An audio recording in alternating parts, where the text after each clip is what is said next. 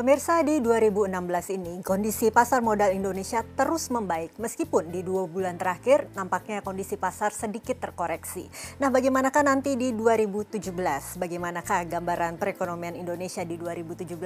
Bersama saya Chandra Dewi, kita akan membahasnya tentunya dalam Cerdas 5 Menit. Dan bersama saya di studio Metro Manulife saat ini saya telah ditemani oleh Ibu Katarina Setiawan, Chief Economist and Investment Strategist dari PT Manulife Asset Management Indonesia. Selamat pagi Bu Kat. Selamat pagi Chandra.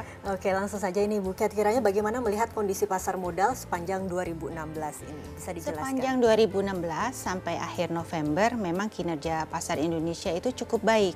Baik dari saham maupun obligasi naiknya tuh di atas 12%. Kemudian nilai tukar rupiah juga membaik 1,7%. Nah, kinerja ini salah satu yang terbaik di Asia maupun di dunia. Tentu tidak terlepas dari fundamental Indonesia yang kuat. Kondisi ekonomi juga cukup kondusif, ditopang pula oleh hasil positif dari penerimaan dari tax amnesty. Nah, namun dalam perjalanannya pada bulan November memang ada tekanan terhadap pasar financial global. Indonesia juga terkena imbasnya. Ini dari hasil pemilu di Amerika Serikat di mana Trump terpilih sebagai presiden di sana. Jadi tekanan yang terjadi terhadap pasar financial global ini dipicu oleh statement-statement atau janji-janji politik Trump selama masa kampanye. Dinilai itu ekstrim, keras, tidak kondusif terhadap pasar financial global. Jadi investor tuh agak khawatir dan itu mengerucut kepada beberapa hal. Satu, proteksionisme perdagangan yang menekan global trade atau perdagangan dunia. Kedua, memicu juga ekspektasi bahwa suku bunga di Amerika Serikat itu akan meningkat dan tentunya menyebabkan dolar Amerika Serikat menguat juga.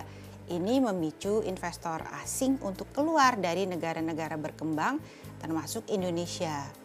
Nah, kami melihat kondisi yang terjadi ini sebetulnya tahap atau proses konsolidasi di mana pasar itu sedang repricing atas outlook atau prospek kebijakan Amerika Serikat ke depannya.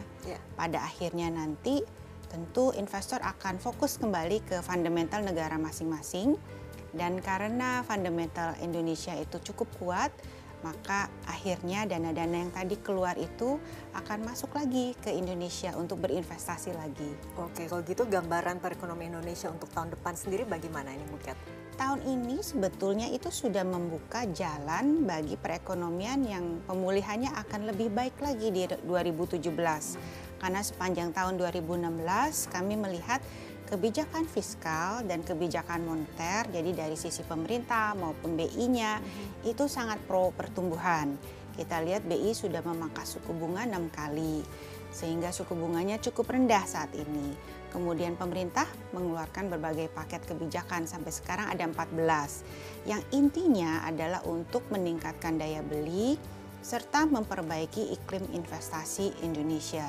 Jadi harusnya outlook untuk 2017 ini cukup positif. Memang perlu dicermati dinamika yang terjadi di pasar financial global dari Amerika Serikat, dari Uni Eropa, itu yang akan menjadi fokus utama tahun 2017. Oke, jadi dengan prediksi tahun depan bagaimana kiranya yang harus dilakukan oleh investor ataupun calon investor di tahun 2017 seperti apa Bu? Kondisi saat ini atau konsolidasi yang sedang terjadi ini sebetulnya memberikan peluang yang menarik untuk investor masuk ke berbagai instrumen investasi dengan valuasi yang lebih atraktif. Jadi entry point-nya itu sekarang jauh lebih menarik dibandingkan beberapa bulan yang lalu. Nah, tentu harus dilakukan investasi secara bertahap. Kami anjurkan untuk investor melakukannya secara bertahap, juga tentu disesuaikan dengan tujuan investasi dan profil risiko masing-masing investor tersebut. Baiklah Bu Katrina, terima kasih banyak Bu atas kehadiran dan juga informasinya bagi pemirsa ya. Terima Dan pemirsa, demikianlah Cerdas 5 Menit, Cerdas Finansial untuk episode kali ini. Saya Chandra Dewi, terima kasih atas perhatiannya. Sampai jumpa.